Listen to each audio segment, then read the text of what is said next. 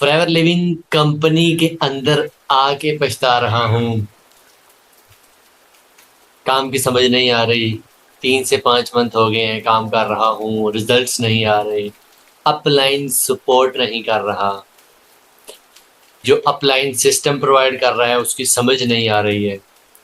Market के अंदर negativity नजर आती है।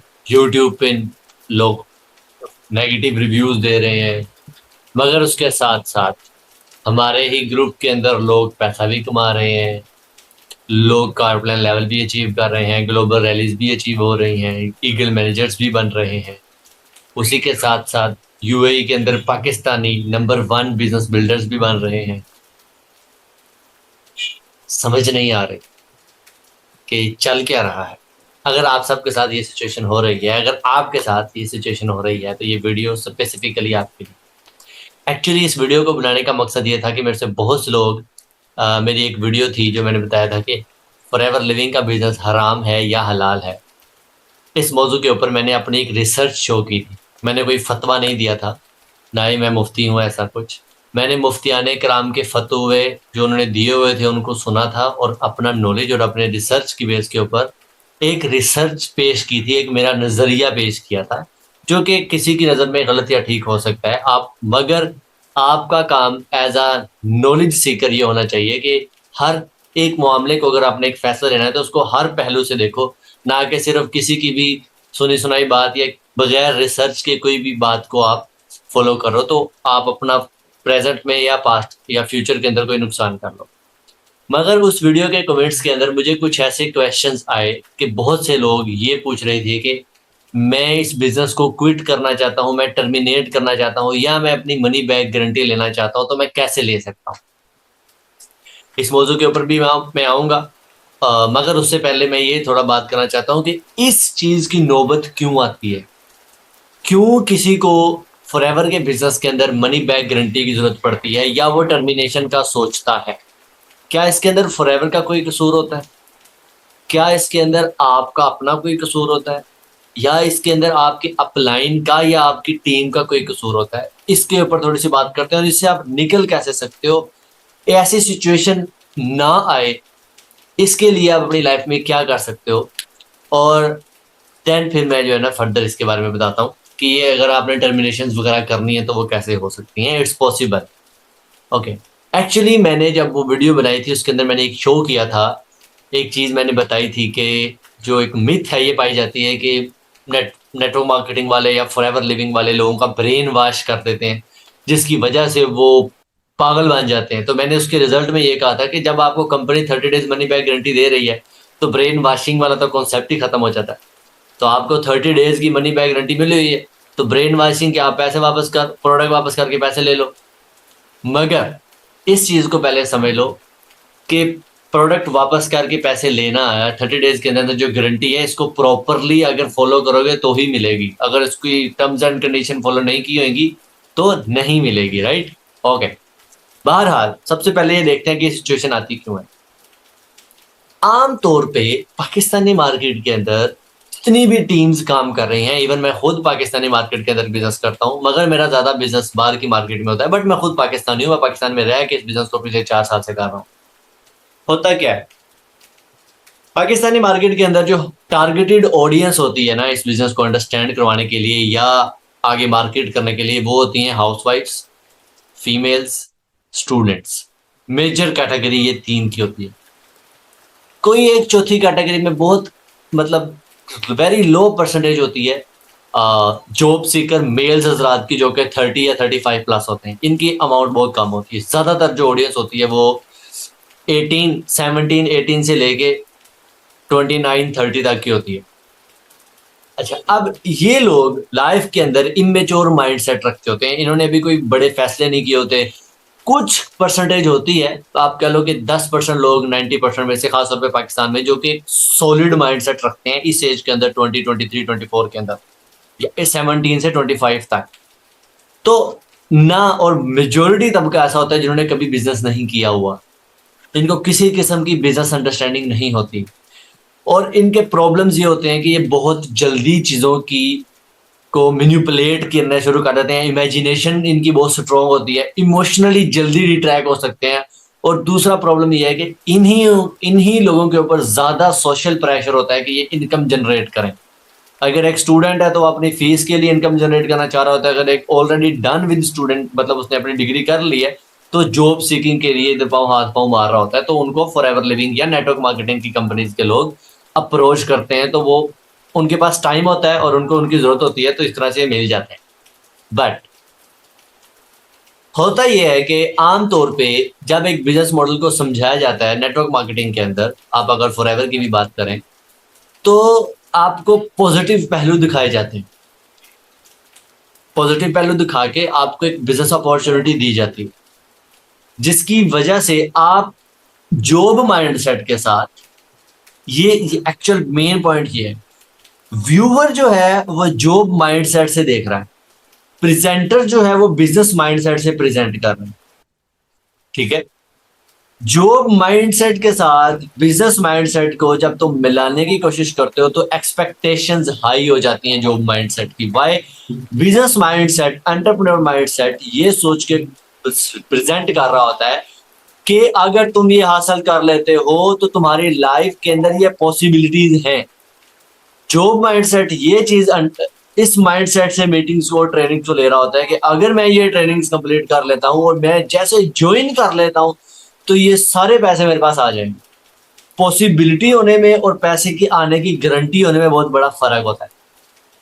यहां पे क्रैश आता है। अब बिजनेस प्रेजेंटर की ये जिम्मेदारी है कि इस बंदे को ये समझाए कि it's all about possibility, it's all about possibility. मेहनत करने के बाद ही ये चीज मिलेगी। ठीक है, मगर इस साइड वाले बंदे की भी ये जिम्मेदारी है कि देखो, ये ऐसा बिजनेस मॉडल है जिसने तुमसे कोई डिग्री नहीं मांगी।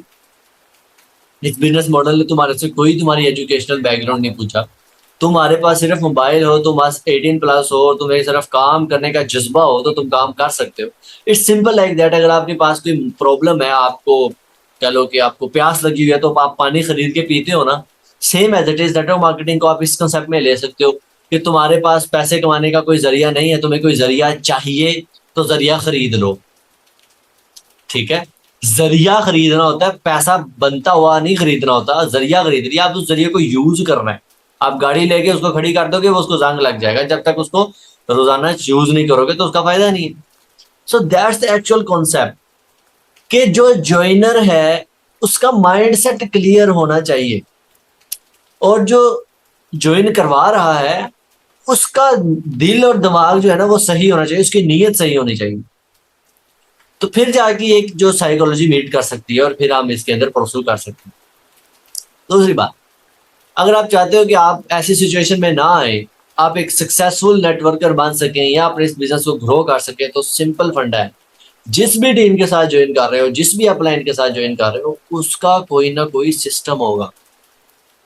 आप अपना प्याला खाली करके, अपने दिमाग, अपना जिसको कहते हैं गिलास खाली करके उसके सिस्टम में घुस जाओ।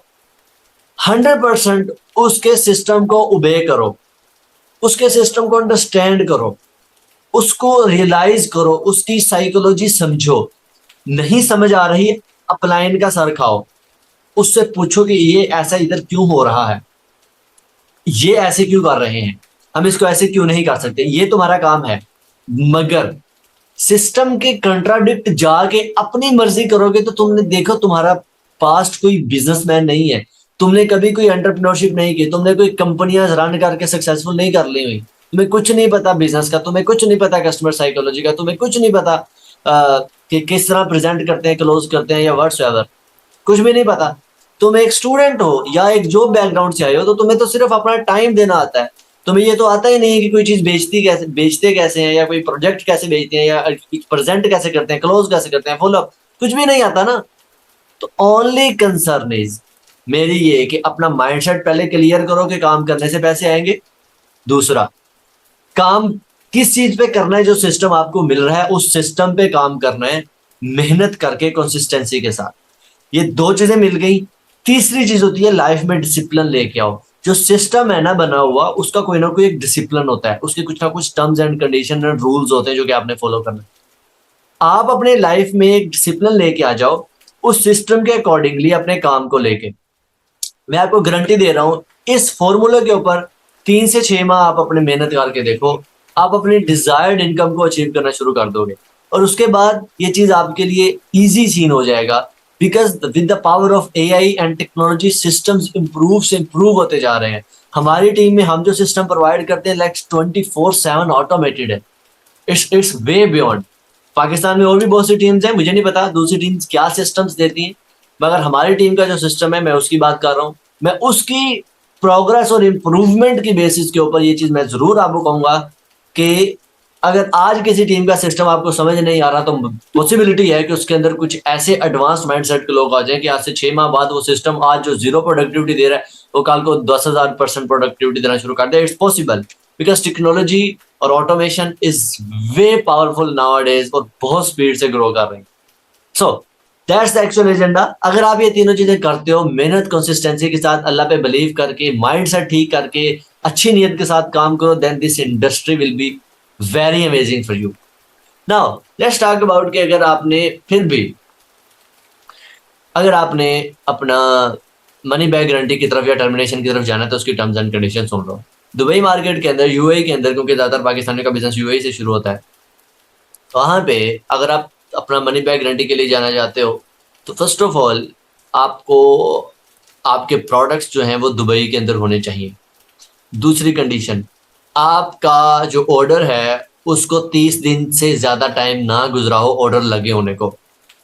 तीसरी बात, आपने क्या करना है कि कस्टमर सर्विस को ईमेल सेंड करनी है, फॉरएवर की कस्टमर सर्विस को, कि कोई भी उज़र पेश कर दो कि मेरी तबीयत नहीं ठीक, या मैं बिजी बहुत हूँ, या व्हाट्सएवर कोई भी उज़र पेश कर दो कि मैं बिजनेस नहीं कर सकता, तो मुझे जो है ना आप मेरे प्रोडक्ट्स वापस कर दो। कंपनी अपनी रिक्वायरमेंट्स पूरी करेगी, पहले रिक्वायरमेंट्स पूरी करेगी। वो रिक्वायरमेंट्स क्या है, कंपनसेशन कंप्लायंस पॉलिसी के अंदर डिफाइन करके डिटेल में लिखी हुई है। मैं फिर भी थोड़ी बहुत आपको बता देता हूँ। सबसे पहले कंपनी आपको कहेगी कि ओके, आप जो है ना बताओ कि आपके प्रोडक्ट्स कहाँ हैं। अगर आप कहोगे कि ओके मेरे प्रोडक्ट्स यूएई के अंदर है, ओके, कंपनी फिर आपको कहेगी कि आप हमारे पास अपने प्रोडक्ट्स लेकर आओ। अगर आपका टाइम, मतलब जिस टाइम पे आप अप्लाई कर रहे हो वो टाइम 30 डेज के अंदर अंदर है, ठीक है, तो वो आपको कहेगी कंपनी के अपने प्रोडक्ट्स जो है ना वो ऑफिस लेके आ जाओ। आप प्रोडक्ट्स ऑफिस लेके चले जाओगे, मगर उन प्रोडक्ट्स के अंदर आपकी इनवॉइस होना जरूरी है। वो इनवॉइस जिसके ऊपर पेड की स्टैंप लगती है फॉरएवर लिविंग के ऑफिस से, वो इनवॉइस होना जरूरी है। और उस इनवॉइस के ऊपर जिस एफबीओ ने अपनी रिटर्न करवानी है, टर्मिनेशन करवानी है, उसकी एफबीओ आईडी पता होनी चाहिए। जरूरी है आपको क्या क्या है, प्रोडक्ट्स जिस कंडीशन में गए थे उसी कंडीशन में, कोई भी ओपन ना हो, अगर ओपन कर भी लिया है तो किसी और से ले लो के रिप्लेस कर लो। सीसी और प्रोडक्ट्स और जो इनवॉइस आपको दी गई है उसके अकॉर्डिंग प्रोडक्ट्स पूरे होने चाहिए, ठीक है। ये चीज़ आपकी हो गई। और जब आपके प्रोडक्ट्स पूरे हो गए उसके बाद आपने आपकी इनवॉइस लेके आपने उधर चले जाना। जब आप उधर पहुंचोगे तो अब यहाँ पे पॉसिबिलिटी आप खुद ना जाओ, आप किसी और बंदे को भेज दो। ओके, आप अगर किसी और को भेज रहे हो तो आप उनको बता दो कि मेरा कोई फलान जानने वाला आपके ऑफिस में आ जाएगा, आप मुझे टर्मिनेशन लेटर दे दो। कंपनी आपके प्रोडक्ट जो अब आप उनको पहुंचाओगे उनको चेक करने के बाद, हर चीज चेक मतलब उनको एनालाइज करने के बाद आपको टर्मिनेशन लेटर भेज देगी। आप उस टर्मिनेशन लेटर को फिल करके उनको सेंड करोगे कि मैं अपना बिजनेस टर्मिनेट करना चाहता हूँ। उसके बाद क्या होगा कि कंपनी आपको कह देगी कि ओके आपकी जो है ना रिक्वेस्ट अप्रूव हो चुकी है। कभी कभी ऐसे होता है कि वो पहले टर्मिनेशन लेटर लेने के बाद आपको कहते हैं कि आप अपने प्रोडक्ट्स लेके आओ, और कभी आपको पहले प्रोडक्ट्स मंगवा के बाद में टर्मिनेशन होता। एज इट इज ऐसा ही है कि मतलब टर्मिनेशन लेटर फिल करना होता है, कंपनी का वेट करना होता है, कंपनी एनालाइज करने होते हैं, प्रोडक्ट्स लेके जाने होते हैं, वॉइस जरूरी होती है, वॉइस होना जरूरी होती है। अच्छा, अब इस सब के बाद क्या होता है कि कंपनी आपको कहती है कि हम विद इन 5 to 7 डेज आपको आपकी अमाउंट वापस कर देंगे। यहाँ पे बात आ जाती है कि 5 to 7 डेज में अमाउंट किस वे से आपको मिलेगी, डिपेंड करता है कि आपने अपना ऑर्डर किस वे से लगाया था। अगर आपने अपना ऑर्डर डेबिट कार्ड या क्रेडिट कार्ड अपना यूज करके लगाया था, चाहे वो पाकिस्तानी बैंक से लगाया हो चाहे किसी भी बैंक से लगाया हो, तो कंपनी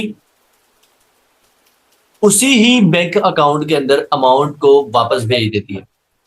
ठीक है, मैंने बहुत से लोगों की रिटर्न करवाई हुई है। बहुत से लोग मेरे पास आते हैं, मुझे मुझे गाइडलाइन चाहिए, ये वो सब कुछ, या उन्होंने वो मेरे से इन्फॉर्मेशन जा रहे होते हैं, तो उनको मैं इस तरह गाइड करता हूँ कि आप इस तरह से रिटर्न कर सकते हैं।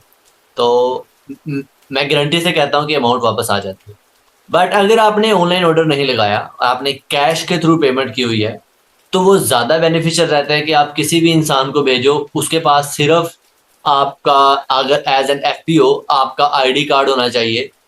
ठीक है, आपके आईडी कार्ड से वो चेक करते हैं कि ओके भी ठीक हो गया, कि ये अथोराइज पर्सन है, मतलब जिसने आपको, फॉर एग्जांपल मैं एफपीओ हूँ और मैंने रिटर्न करवानी है और मैं किसी पर्सन को तो भेज रहा हूँ, तो मैं उसको अपना आईडी कार्ड दूंगा और टर्मिनेशन लेटर पहले दिया होगा, वो जाएगा एग्जैक्ट डेट पे जाके वो शो करवा के उससे अमाउंट ले लेगा। ठीक हो गया, कंपनी से कैश के रिटर्न में अमाउंट ले लेगा। द थिंग इज कि जिस वे से पेमेंट हुई होगी उसी वे से मिलेगी। ऐसा नहीं होगा कि अगर आपने ऑनलाइन ऑर्डर लगाया तो आप कैश वापस ले रहे हो, ऐसा नहीं होगा। या आपने कैश लगाया तो आप कह दो कि ऑनलाइन मेरे इस बैंक में भेज दो, ये कर दो वो कर दो, ऐसा भी नहीं होगा। कैश में कैश ही मिलेगी, ऑर्डर में ऑर्डर के ऑनलाइन ही वापस आएंगे पैसे। तो इस तरीके से आपके आपके पैसे वापस मिल जाएंगे, आपके प्रोडक्ट्स भी चले जाएंगे, एंड आप की टर्मिनेशन भी हो जाएगी। बट अब यहाँ पे एक और चीज अंडरस्टैंड करने वाली है, अगर आपकी एक बार टर्मिनेशन हो गई तो आप सेम आईडी के ऊपर, सेम एफबीओ नेम और सेम आईडी कार्ड के ऊपर 1 साल तक दोबारा अपना अकाउंट नहीं बना सकते। ये एक बड़ी इंपॉर्टेंट पॉइंट है जिसको जो है ना बहुत से लोग मिस कर रहे हैं। तो कभी कभी ऐसे लोग ये सोचते हैं कि अच्छा जी, अब फॉर एग्जांपल किसी ने एक टीम ज्वाइन की, उस टीम के अंदर उसको समझ नहीं आई, उसके सीनियर्स का एटीट्यूड अच्छा नहीं था उसके साथ, या व्हाट्सएवर, उसने सोचा कि अच्छा यहाँ से मैं पैसे वापस लेके किसी और को ज्वाइन कर लेता हूँ। तो अगर ये करने का सोचोगे तो आप अपने सेम नेम के ऊपर दोबारा अकाउंट नहीं बना सको। उसके लिए फिर आपको अपने पेरेंट्स या अपने भाई बहन, मदर, इनकी हेल्प की जरूरत पड़ेगी, कि मतलब वो बिजनेस स्टार्ट कर लें, फिर आप उनको सपोर्ट कर लो। बाकी आप समझ सकते हो मैं आपको क्या कहना चाह रहा हूँ। सो इस तरीके से आप अपनी इसको हैंडल कर सकते हो। मगर आप कह लो कि इसके बाद अगर आप सिर्फ टर्मिनेशन की बात करो, आप फॉर एग्जांपल अगर आप ने काफ़ी अर्सा बिजनेस किया, अब अगर आप रिटर्न पॉलिसी के ऊपर नहीं जा रहे, आप वैसे ही टर्मिनेट करना चाहते हो, सो स्टिल टर्मिनेशन का सेम रूल है कि अगर आप टर्मिनेट करना चाहते हो, बस आप उनको भेज दो कि मैं बिजनेस नहीं करना चाहता, तो मेरा वो कहेंगे कि ओके ये टर्मिनेशन लेटर है, इसको फिल करके भेज दो। आप फिल करके भेजोगे और उसके बाद कंपनी आपका अकाउंट टर्मिनेट कर देगी और आपको पता लग जाएगा कि अब आप नेक्स्ट 1 साल तक कम से कम अपना बिजनेस स्टार्ट नहीं कर सकते सेम अकाउंट के ऊपर। तो टर्मिनेशन का सिर्फ यही काम है। ठीक हो गया। सो इस तरीके से आप अपनी प्रोडक्ट को रिटर्न कर सकते हो, आप अपनी अमाउंट वापस ले सकते हो। कुछ पॉलिसीज हैं, कुछ रिक्वायरमेंट्स हैं, मैंने बताई हुई है। हाँ, कभी कभी ऐसे होता है, ये एक एक्सेप्शनल केस है सिर्फ पाकिस्तानी मार्केट को लेकर, क्योंकि पाकिस्तान में बहुत से लोग फ्रॉड कर रहे थे, बहुत सी चीज़ों को मैनिपुलेट करके बताते थे या कुछ नॉलेज को छुपाते थे, जिसकी बेसिस के ऊपर लोगों के अंदर रिटर्न पॉलिसी या रिटर्निंग का रुझान बहुत ज़्यादा बढ़ गया था पाकिस्तान मार्केट के अंदर, जिसकी वजह से फॉरएवर लिविंग की कस्टमर सर्विस को बहुत से चैलेंजेस फेस करने पड़ रहे थे। इसमें उनका क्या कसूर है कि वो आपके सारे ऑर्डर सब कुछ कर रहे हो और at the end of the day मतलब उन्होंने 1 मिलियन का रेवेन्यू जनरेट किया और पता लगे अगले महीने वही 1 मिलियन में से 50,000 50 लाख आप 5 लाख आप वापस रिटर्न पॉलिसी में आ रहा है और उनका वही काम बढ़ जाए सब कुछ। तो इस केस के लिए पाकिस्तानी मार्केट के अंदर अगर आप एज अ पाकिस्तानी उनको अप्रोच करोगे अपनी मनी बैक गारंटी के लिए, तो हो सकता है वो आपको थोड़े से रेजिस्टिव नजर आए। उसकी केस स्टडी ये हो सकती है कि आप 20 दिनों के बाद अगर अप्रोच कर रहे हो, कम से कम आपने 20 डेज अप्रोच नहीं किया और 20 डेज के बाद अप्रोच कर रहे हो और फिर ये सब कुछ करने की कोशिश कर रहे हो, तो वो उनको पता लग जाएगा। जैसे वो आपका अकाउंट देखेंगे, आपके आईडी कार्ड से पता लग जाएगा, आपके मोबाइल नंबर से पता लग जाएगा कि आप पाकिस्तानी हो। तो हो सकता है कि वैसे आपसे डिमांड करें कि आप अपनी एमिरेट आईडी कार्ड दो पहले, देन आपकी रिटर्न होगी। और अगर आपके पास एमिरेट आईडी कार्ड नहीं है तो फिर आपकी रिटर्न नहीं होगी। ये एक्सेप्शनल केस है, कभी कभी ऐसा भी हो जाता है जब एफबीओ बहुत ज़्यादा तंग करे या कुछ ऐसी केस के ऊपर अप्रोच कर रहा हो जब पॉसिबिलिटी ना हो रिटर्निंग की या बहुत मुश्किल से होना हो, तो ऐसा भी पॉसिबल है। मगर मेरे पास्ट कैरियर के अंदर मैंने जितने भी लोगों को हेल्प आउट किया उनमें से 95% केसेस ऐसे होते हैं कि मैं मतलब अप्रूव करवा के उनको पैसे दिलवा देता हूँ। बट कभी कभी ऐसा भी होता है कि कुछ एक्सेप्शनल केस ऐसा आ जाए कि ये सब चीज़ें चल रही हों। सो बेटर कंडीशन क्या है, सेफ साइड क्या हो सकती है, आप अपने किसी पर्सन को भेज के अपनी पेमेंट ऑफिस में करके ऑर्डर लगाओ, पहली सेफ साइड, ताकि अगर रिटर्न करने जाए तो वो पर्सन ही जाके वहां से अमाउंट ले ले। दूसरा, आप अपने अपने खुद के डेबिट कार्ड से पेमेंट करो, अपने अपलाइन के डेबिट कार्ड से पेमेंट ना करो, क्योंकि अगर आप अपने अपलाइन के डेबिट कार्ड से पेमेंट करोगे और कल को रिटर्न चाहते हो तो अमाउंट आपके अपलाइन के डेबिट कार्ड में आएगी। हाँ, अगर ऐसा कोई सिनेरियो है कि आपके पास कार्ड भी नहीं है और वहां पे कोई पर्सन भी नहीं है, तो फिर मजबूरी के तौर पे आप अपने अपलाइन की हेल्प ले सकते हो, तो यहाँ पे आपके पास और कोई ऑप्शन नहीं है। बट मैं तो चाहता हूँ कि आप रिटर्न एंड इन सब चक्रों में ना पड़ो, मेहनत करो, अंडरस्टैंड करो चीज़ों को, अच्छे अप्लायंस ढूंढो, अच्छे सिस्टम्स के साथ अटैच हो जाओ, 24/7 ऑटोमेशन को अंडरस्टैंड करो। आर्टिफिशियल इंटेलिजेंस आ गया है, डिजिटल मार्केटिंग बहुत ग्रो कर गई है, सोशल मीडिया एड्स, फेसबुक, बहुत बहुत कुछ है मार्केट के अंदर। नेगेटिविटी से बच के अच्छे मेंटोर्स और अच्छे लोगों के साथ उनके तलक में रहो, उनसे चीज़ों को अंडरस्टैंड करो, एक अच्छे सक्सेसफुल बिजनेस ओनर बन जाओगे। फॉरएवर ने कई मिलियनर प्रोड्यूस किए हैं। जो लोग आपको ये ऐसी वैसी बातें करते हैं, इनके खुद के पीछे कुछ भी नहीं होता, इनके हाथ में कुछ भी नहीं होता, खुद ये 40-50 की नौकरी पे धक्के खा रहे होते हैं और बातें आपको ये कह रहे होते हैं कि आपसे ये नहीं होगा, वो नहीं होगा। हाँ ठीक है, तुमसे नहीं होता तो क्या करें। मैंने इस बिजनेस के अंदर बहुत से लोग सक्सेसफुल होते देखे हैं। अगर आज आप पे थोड़ा सा टफ टाइम है तो हिम्मत करो, हौसला दिखाओ, चीज़ों को अंडरस्टैंड करो, मेहनत करो, अपलाइन के सिस्टम को अंडरस्टैंड करके कंसिस्टेंसी के साथ काम करो, तो आपको फॉर श्योर रिजल्ट मिलेंगे। फॉरएवर बहुत ऑनेस्ट कंपनी है, मैं अपने 4 साल लगा चुका हूँ। कभी भी ऐसा मौका नहीं आता कि जहाँ पे एफबीओ कंप्लायंस पॉलिसी के अकॉर्डिंग ठीक है और फॉरएवर उसके साथ स्टैंड ना करे, इट्स नॉट पॉसिबल। मगर मार्केट के अंदर बहुत से अपलायंस और बहुत से लोग ऐसे भी मौजूद हैं जो कि गलत गाइड करते हैं, प्रॉपर गाइडेंस नहीं मिली होती, उनको खुद नहीं मिली होती तो वो आपको क्या गाइडेंस देंगे, क्योंकि वो सिर्फ पैसे बनाने के माइंडसेट से आते हैं, चीज़ों को अंडरस्टैंड ही नहीं करते। वो खुद भी कंपनी की पॉलिसीज को बहुत सी जगह पे कॉन्ट्राडिक्ट कर रहे होते हैं। तो ये भी पॉसिबिलिटी है कि वो आपके अपलाइन खुद कंट्राडिक्ट कर रहे हो और कल को जब कंपनी पकड़ने पे आए तो सबसे पहले आपका अपलाइन पकड़ा जाए और जैसे वो पकड़ा जाए उसका सिस्टम भी बंद हो जाए तो आप भी साथ ही लगे जाएं। तो ये भी पॉसिबिलिटी है, इसलिए ये लोगों का बिजनेस है। कंपनी की प्रोफाइल से पहले अपलाइन की प्रोफाइल देखना बहुत ज़रूरी होती है। एतमाद वाला बंदा, काम वाला बंदा, जिसको आपके तमाम ऑब्जेक्शन के आंसर्स आते हो, कम से कम ऐसा बंदा जिसका खुद का एक्सपीरियंस हो। मैं नहीं कहूँगा कि सिर्फ मतलब ऐसा इंसान जो सिर्फ मैनेजर हो या बड़ा लेवल का उसी के साथ ज्वाइन करो। ये भी एक बहुत बड़ी गलती होती है कि बहुत से लोग ये सोचते हैं कि फलां इंसान मैनेजर है या उसे बाब है या इतना पैसा छाप रहा है तो मैं इसके साथ ज्वाइन हो जाऊं। ये उसकी लाइफ की एक बड़ी गलती हो सकती है, बिकॉज एक इंसान जो खुद अच्छे खासे पैसे छाप रहा है या बहुत अच्छे लेवल पे है, वो बहुत ज़्यादा बिजी होता है। सबसे पहले उससे ये देखो कि वो मुझे टाइम कितना दे रहा है, क्या वो मुझे टाइम दे सकता है। हाँ, अगर वो इतने लेवल पे होने के बावजूद टाइम दे सकता है फिर उसके साथ ज्वाइन हो जाओ। मगर अगर आपको मौका मिले तो किसी अच्छे नॉलेजेबल और स्किलफुल जूनियर के साथ अटैच होने के ज़्यादा को प्रेफर किया करो, बिकॉज वो आपको अच्छा टाइम दे सकता है, वो ज़्यादा पैशनेट होता है, वो ज़्यादा मोटिवेटेड होता है और चीज़ों को अंडरस्टैंड करता है। अगर अंडरस्टैंडिंग वाला बंदा होना ज़रूरी है, ये ना हो कि वो बच्चा है और अनस्किलफुल है, उसको पता भी नहीं है और उसके साथ ज्वाइन होकर आप अपना बेड़ा गर्क कर सकते हो। So these are the things जो कि मेरी एडवाइस थी। मैंने आपको पॉसिबिलिटी सोल्यूशन भी बता दिया है, जो जो कुछ चल रहा है वो भी बता दिया, पॉसिबल अच्छे सोल्यूशंस भी मैंने आपको बता दिए। और at the end of the day अगर कोई इंसान इस वक्त फॉरएवर के बिजनेस के अंदर सक्सेसफुली ग्रोथ लेना चाह रहा है, उसको गाइडलाइन, अच्छे मेंटोर और अच्छे प्लान की जरूरत है, then I can be the best mentor for you in Pakistani market, जो कि सिर्फ और सिर्फ आपको पाकिस्तानी बिजनेस स्ट्रक्चर नहीं, आपको ऑन द ग्लोब पूरी दुनिया के अंदर बिजनेस बिल्ड करने, सेल्स के बिजनेस को बिल्ड करने, डिजिटल ई कॉमर्स की साइड के ऊपर जाके स्टोर्स के ऊपर प्रोडक्ट्स को सेल आउट करने, रिकमेंड करने, या पूरी दुनिया में प्रोडक्ट का सेल्स के ऊपर कैसे बिजनेस किया जाता है, या रिक्रूटमेंट के ऑटोमेटेड सिस्टम से आपको फायदा हासिल करने का अच्छा खासा मौका मेरे साथ मिल सकता है। So wish all the best, दुआ में याद रखें। कोई भी क्यूरी हो मेरे से जरूर पूछें, आप कमेंट कर सकते हो, अदरवाइज आप मेरे व्हाट्सएप नंबर पर अप्रोच कर सकते हो। विश ऑल द बेस्ट, अल्लाह हाफिज़।